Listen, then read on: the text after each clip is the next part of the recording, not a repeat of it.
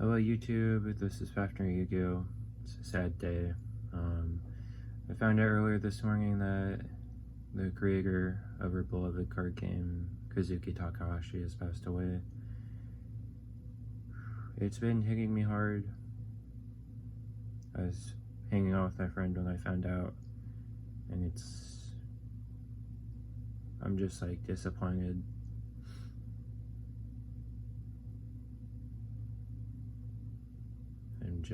And obviously I never met him.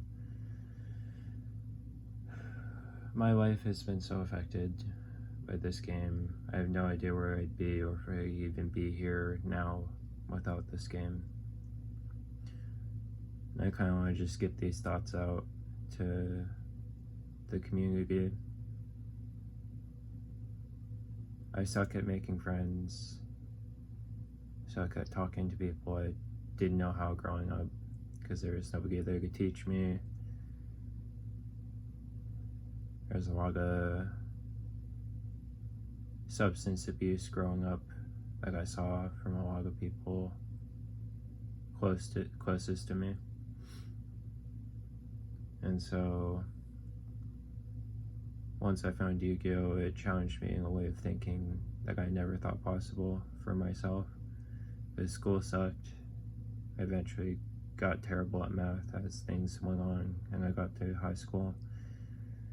And like everybody else, from what I've been hearing, is I use this to get through the week, to see my friends and play the game. So for me, it'd just be playing the game and trying to recreate what I saw from the many anime duels that we saw.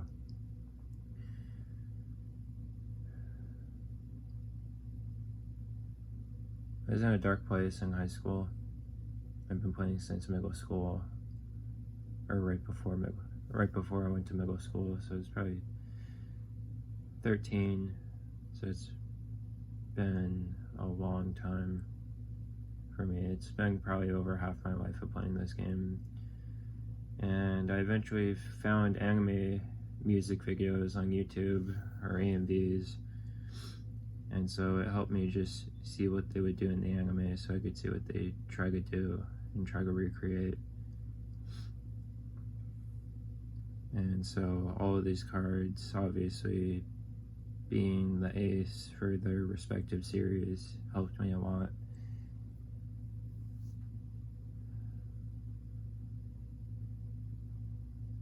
I started when Arc 5 era was happening. My first anime was Zexel, or Zale in the subbed. That was that helped me a lot because it gave me a goal to complete a number collection, in which I've done. And I lost a sense of purpose for the game for a little bit. And I watched throughout Arc 5, and that gave me the goal of summoning all 4-dimension dragons, which, if you don't know, is Starving Venom, Fusion Dragon, Clearwing Synchro Dragon, Dark Rebellion Exceeds Dragon, All-Eyes Pendulum Dragon in one turn, which I've done, and I did. Vrains is where it hits the hardest, because that was the darkest time of my life, and quite literally taking I wasn't even looking forward to locals. Just looking forward to a new episode of Vrains every week. And my favorite deck for the longest time was Salmon Great, because how emotionally expressive Soulbringer was. Even under pressure, he would do his absolute best to keep going. And that's probably most protagonists or most side characters or the duotragonists, but it's he reminded me a lot of myself, because I'd found something else in my life that allowed me to grow as a person and be more expressive. He went from being a scared child to somebody who could do so much. And then I don't know about anybody else, started getting attached to the flame, and then they kill him off. And that hit hard. That hit really hard, because he's such a cool character.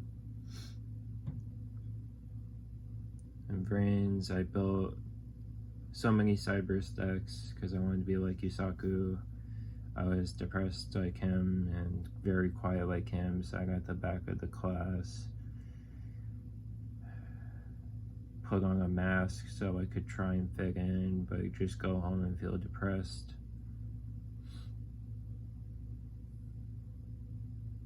I'm just at a loss for words.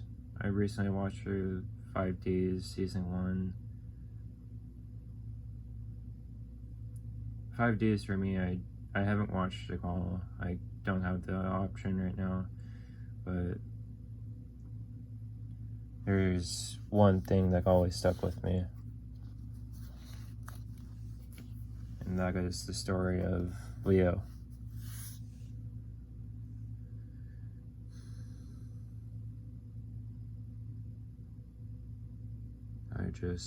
Sorry, I'm at a loss of words.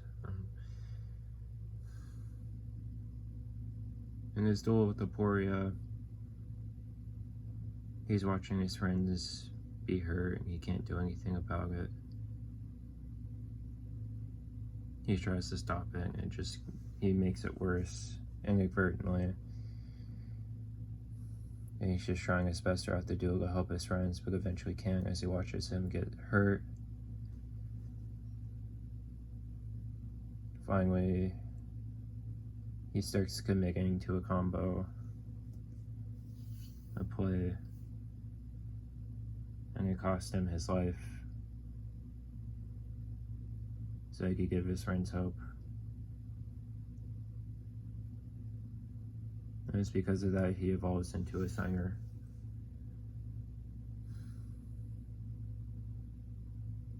And that scene will always be by far the coolest. Is before he commits to the play and it seems absolutely hopeless and he wants to give up, even though he's got probably the best chance at stopping Aporia. Aporia's like, you should just give up and I'll let you guys live or whatever. As you fall into despair, and it's like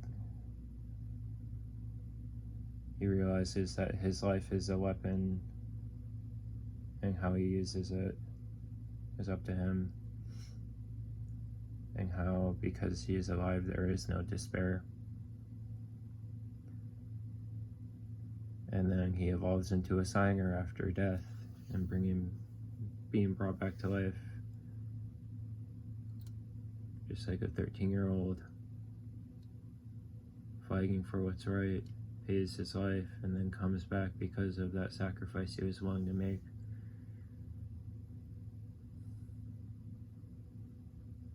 That will always sit near and dear to my heart, because when I'm down at my lowest point, I will always just load up an AMV of that duel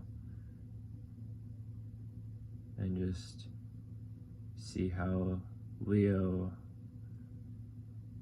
steps it up when he needs you the most.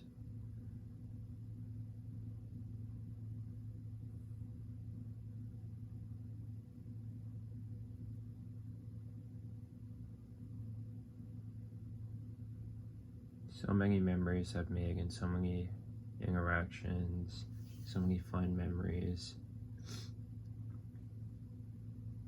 Like I build anime decks to do anime duels against each other. Just because it's like I had all these cards that nobody would ever want or use, and I finally took them all and I'd try to build screen accurate decks, or screen accurate plus the support they've made for them over the years since the anime has ended. And it's created some of the funnest memories. I got all these cards around me and it's like all of them helped me so much.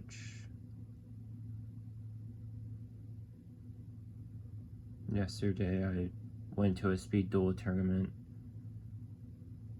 and I won. I went 4-0, and it's like, I feel like speed duels is made to cater towards anime decks because you can't use cards. Like, nobody in the right mind is going to use Elemental Hero Neos in 2022. Like, I love the card and what gets done in the anime, but that's just how the meta is. I guess the cards are fun, but like, I saw lots of words again. I'm not farming views, or I'm not trying to farm for money. This is a tiny channel. I don't expect to get it ever monetized, so it's not that serious for me, but I just don't feel like sticking with all of these emotions.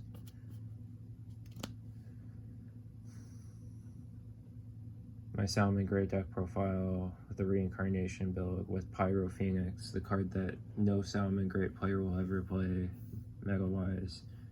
I played 3 because it was the moment that I was like, they finally have a really good Link monster, and it blows up boards, so I'm going to build the deck around it because I can do it during my opponent's turn. And it's like, it's closed out games where normal builds wouldn't have closed out the games because they don't play any burn cards. So that's why I love that card. Like, I have a place like a Starlight Pyro Phoenix because of what the card does for the deck and what the card symbolizes in the animes, because that's the representation of the bond between Flame and Soulbringer.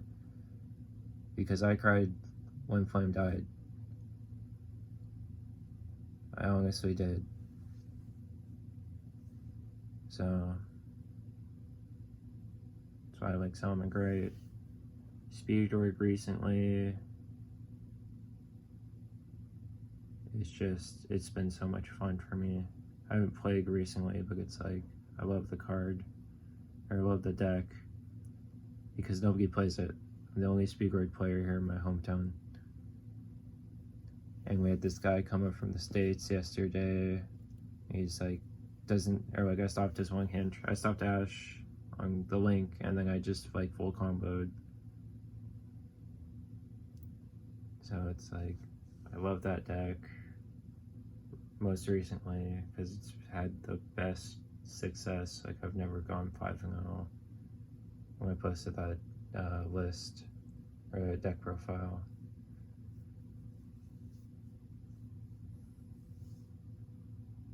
This game gave me personality when I had nothing, when I didn't have one. This game gave me a goal when the bigger goals I had in life were a year out, and I get lonely and depressed. So I try to build a deck from the anime but make it competitive. Like, I tried to play Goki back in 2018 on release when it was extra Link, hand with 4 cards, burn for 3k with Gumblar or Dragon. That's not the play, but like, they group 4 cards.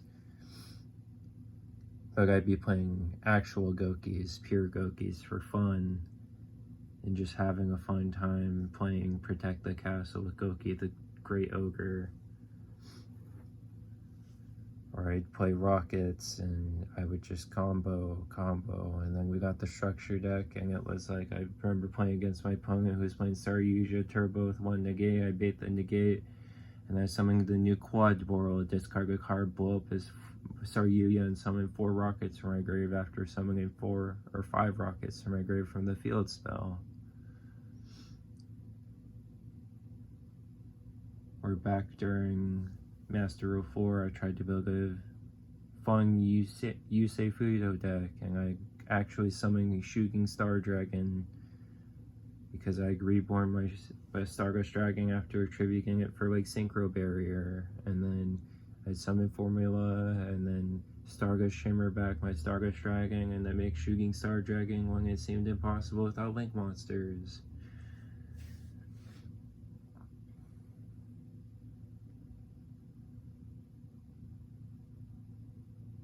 My first deck was just stuff from Battle, one of the like packs, or one of the like card sets where you get the like dual Monster League, but it's like one of the older or the newer ones. It's just a bunch of random cards, and then it went from that to ninjas, because from like Zexal, because my friend bought Star Pack 2013, and there's just a bunch of random ninja monsters that I could use. And then eventually my first actual real competitive deck I bought for $60 was the Galaxy Photon deck. I remember I just struggled so hard to put up good cards for so long, and then that deck, Galaxy Photon, which solidified my love for this game, was just special summoning 3K beat stick for free. I'm seeing my opponent react to it just like, how am I gonna out this? And I just remember feeling like the luckiest kid in the world. Like I finally found something.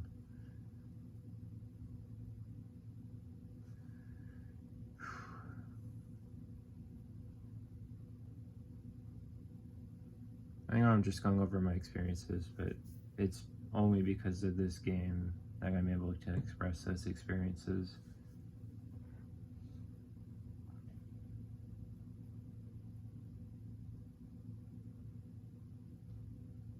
Like, my Morphtronic deck, it's bad. It's Glass Cannon, doesn't work most of the time. But my good friend Harrison, we were play testing one day on a Saturday, and he gammaed me like 9 or 10 times, and it pissed me off. And so finally I was like, we're about to leave, and I'm like, okay, let me play this, let's play a match. And he's like, alright, fine. And so my Morphtronic deck comboed for 20 minutes and set up too many disruptions for him to play through, and then game 2 I get hand trapped, gammaed again, and I was like, alright, game 3. So game 3 rolls around, we're not side decking, I didn't have a side deck built, and he didn't side deck. But I go summon Cellphone, he's like, okay. I'm like, activate Mac Dupe, and he's like, Ash, and I'm like, activate a second Mac Dupe, and he's like, well, okay. So I combo for 15 minutes, and I go summon Saria, and he's just like, Gamma, and I'm like, activate Junk Box, bring back Cellphone, and he's like, well, okay, and I'm like, yep. And so I draw through my whole deck, basically comboing for however much longer, and then I go summon Trish, and he's like, okay. I'm like, banish 1. He's like, alright. I'm like, activate Desynchro, resummon Trish. He's like, okay, I think I can still do this. And I'm like, activate another Desynchro, and he's like, yeah, I scoop. So I hand whipped him for 3, and it was just the best feeling in the world, because he'd been pissing me off all day up until that point. So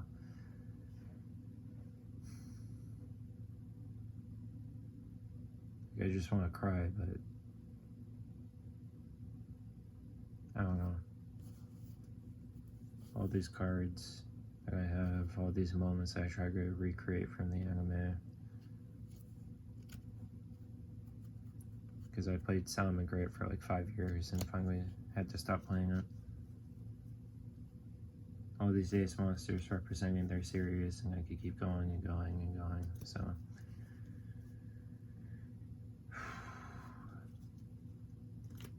I feel like that's mostly what I wanted to get off my chest. I'll get over it eventually.